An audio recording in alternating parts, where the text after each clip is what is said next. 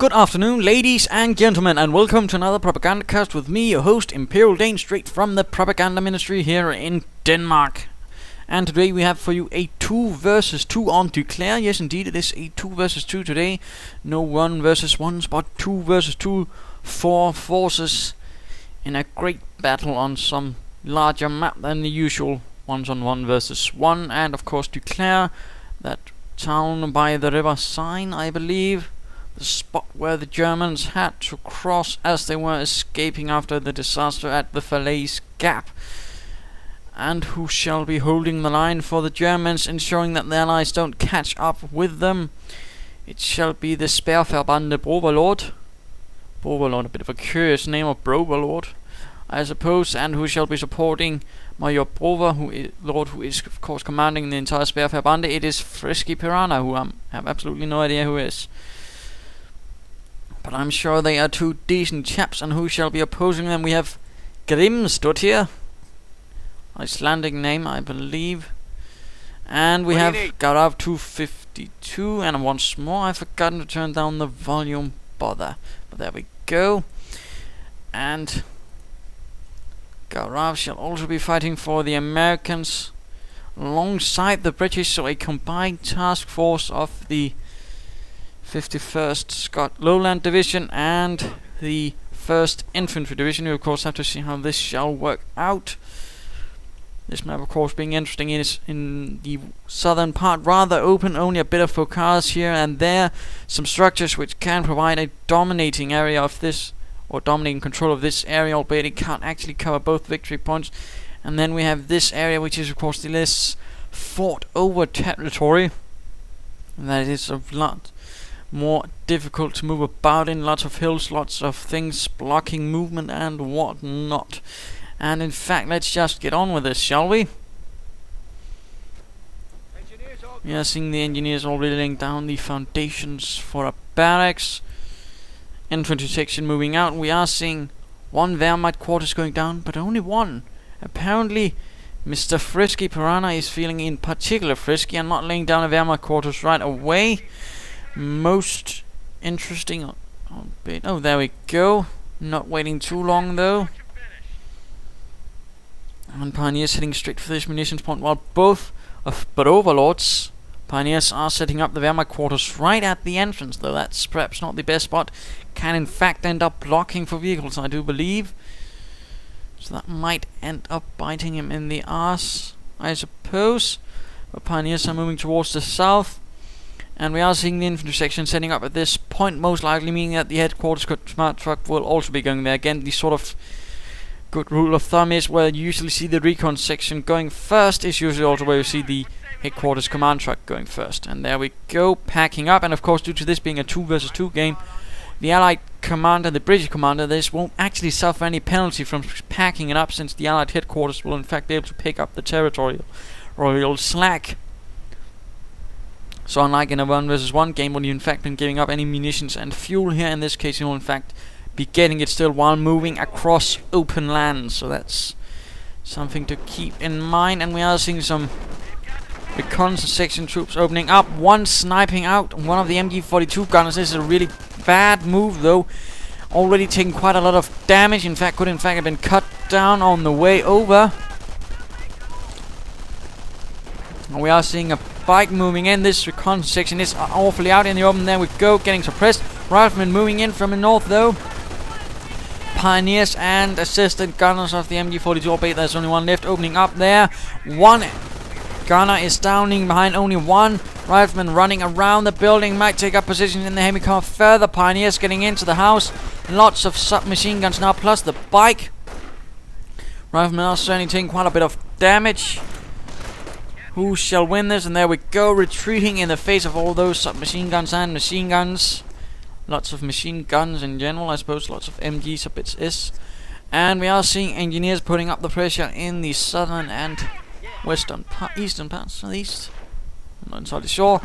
Headquarters command truck is up though. We are seeing the lieutenant doing a bit of a hunt with these riflemen, forcing some Pioneers into a most hasty retreat. And reconnaissance bike opening up. In fact, we are seeing 2 reconnaissance bikes, apparently expecting some Bren carriers rather severely, but not really seeing anyone. And I'm not seeing any infantry. There we go, finally some infantry from one of the wehrmacht commanders. But we're also seeing a sniper, and one rifleman goes down. Oh dear, MG42 on its own. Riflemen moving in. If they do set up in heavy cover, this could spell the doom of the MG42 gunner. Volksgrenadiers moving in. Engineer team is lost, and my goodness, this MG42 gunner might be lost. There we go. That was absolutely horrific. Again, you want to be careful about leaving MG42s out in such a condition, and why he didn't retreat it before is beyond my understanding. That's certainly a waste of good Wehrmacht material. And now Volksgrenadiers are getting forced out of their cover, gunned down, and they, oh my goodness, standing out in the middle of the road, negative cover again. Last place you want your infantry to be is in negative cover. It makes them easier targets, and in fact they take more damage from it, in fact. So these Volksgrenadiers will need to retreat now, having taken some brutal losses in the middle of the road. And why he's moving them towards the enemy is beyond me. Again, Bike also forced to get out there. Will the Volksgrenadiers survive? And a pioneer team is lost. My goodness, Broverlord is suffering some pretty hefty losses. The other Wehrmacht commander is not doing too well either, but he does seem to have a slightly better grasp on the situation. MG42 though, a bit surrounded. Sniper on somewhere, I'm not entirely sure. Bike getting repaired. And we are seeing the sniper there, 2 kills, and some Volksgrenadiers are also maneuvering about. And oh dear, again, you want to be careful about moving your heavy machine guns out without any support. In fact, things like this can easily end up very badly, and then of course you end up standing there with perhaps losing an MG42 and even handing it over to your opponent. MG42 right here in the central area. Snipers opening up on the reconnaissance section. Volksgrenadiers as well. Again, heavy cover is directional, and of course this does not provide any protection from the Volksgrenadiers or the sniper. But looks like this chap is getting out of there, away from the fire of the Hun. Bike trying to hunt down the lieutenant. Lieutenant might not make it out of there alive. No, looks like this lieutenant is a gunner. Mortar rounds still flying in, and this Bike might be lost. Klaus might have hunted down his last lieutenant. And MG42 moving out into the open again. Not entirely sure why they are doing this. This is again not good usage of an MG42. You want to keep them behind your infantry and support it. You don't want to move them ahead without support. And the MG42 is lost. That is already 2 MG42s within a period of less than 6 minutes. That's horrific losses. Thankfully, though, none of them were actually able to be seized by the Allies. But really, currently the Wehrmacht forces, the Sperrfeuerbande, is not doing much in actually blocking the enemy. MP40s charging across open ground, might be caught down. Yes, indeed, there we go. Infantry moving in from both sides, forcing the MP40 gunners to get out of there. This was not an entirely unusual formation for Volksgrenadiers actually to be used in. They were in fact supposed to be sort of equipped like that.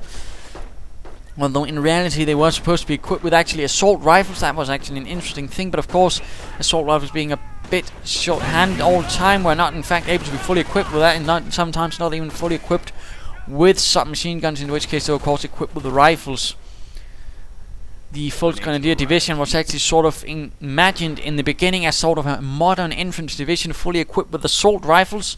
The precursor to I suppose our infantry divisions, but of course things weren't quite worked out like that. They were also in fact sort of thought of as the German equivalent to the British and Soviet Guards divisions.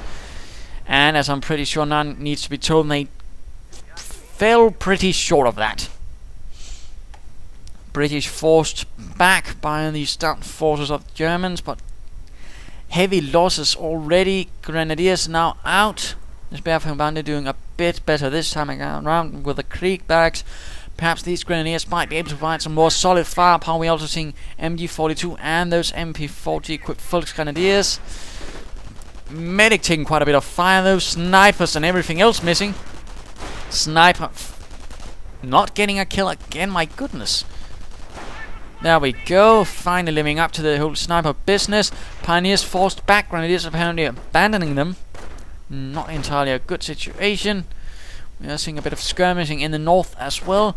Certainly a strong position for the British. Grimsdottir having set up a field support truck and a mortar emplacement and a casualty clearing station, looking rather good there. Supply yard up and nothing else. The Americans so far apparently relying a bit on infantry for the most part. And what is this? Grenadiers equipped with a Panzerschreck ready for any sort of armored business. And MG42, not entirely sure why it's running around out there in the open. Again, he does seem to have a rather unfortunate tendency to keep those MG42s out in the open instead of in sort of in place position and then slowly leapfrogging, in particular with sniper and Volksgrenadier support. I mean, that's not really good tactics or strategy. No, it's tactics. Strategy is the sort of larger picture where you sort of want to attack and defend, how you want to do it. And when tactics is all, well, how you carry it out. And we are seeing some grenadiers sneaking about in the south. Allied forces getting some observation posts up. Certainly means a lot of munitions. Bit of engagement up here in the center. Riflemen getting engaged by the MP40 equipped Volksgrenadiers opening up. Riflemen not looking too close, but a grenade is being thrown. Oh my goodness. Volksgrenadiers getting out of there most swiftly, but one is caught by the explosion. And right here we are seeing a wehrmacht force moving out once more. Very little infantry, a few pioneers, mostly snipers and heavy machine gunners. Heavy machine guns setting up, might get those riflemen and snipers as well. Pioneers with flamethrowers. Few losses for those riflemen. In fact, 3 go down. And Gaurav, as the jolly good teammate, he is reports, of course, that his opponent has 2 snipers. That's a rather good thing to do, of course, communicating if to your opponent, to your teammate, not the opponent, of course. That's a rather dumb thing to do. But to a teammate, what sort of forces you are encountering, in particular if they involve snipers, then it's a really good thing to actually tell them. And riflemen, they're also taking sniper fire. Germans are pushing through, desperately trying to hold the north, but the British are still hanging about with troops. In fact, numerous reconnaissance sections harassing the rear lines. This is certainly not looking good. And we are seeing a Sturm armory up for FriskyPiranha. Further grenadiers being sent into the south. Engineers moving in. Might get the drop on these grenadiers, who are of course too spread out. And these chaps are not looking to be in a happy position. Seeking cover. Again, you don't, when faced with flamethrowers, the place you want to be is not in cover. In fact, since cover increases the effectiveness of flamethrowers against your troops. We are seeing a bunker up and 3 pioneer teams. I'm not entirely sure if that's a good idea. Then again, Mr. Broverlord doesn't seem to have been full of good ideas so far. Looks like another lieutenant bit the dust over here, I think. And these chaps are getting fired upon on the retreat. And riflemen getting into the building. Of course, buildings do provide nice protection against submachine guns. So that's actually not a bad bet.